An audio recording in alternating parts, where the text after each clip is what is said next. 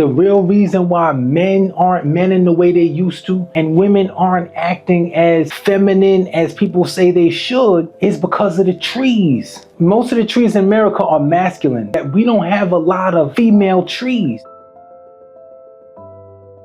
Why? Because they didn't want a lot of fruit growing, because they didn't want people to eat for free. Allegedly, they didn't want the debris on the floors. So now all of these male trees are angry that they're not having sex. They're not pollinating the trees. That's causing phytohormones to be released by the plants and hurting the men. Because men have a higher pollen allergy than women, the male trees are stressed out. They can sense that there's no female trees around due to the excess pollen in the air. They can sense all of these things. So their stress is leaning onto society. And people don't know why they don't feel right. It's because the organisms around them don't feel right. And if you don't feel as though we have a connection to Mother Nature or the trees, that's ridiculous. That's absolutely absurd. So now what you picking up on, what you smell sometimes is the stress of the male trees. So that's why when you go to other countries, you see the females are calm and pleasant. The males are men in the way they're supposed to.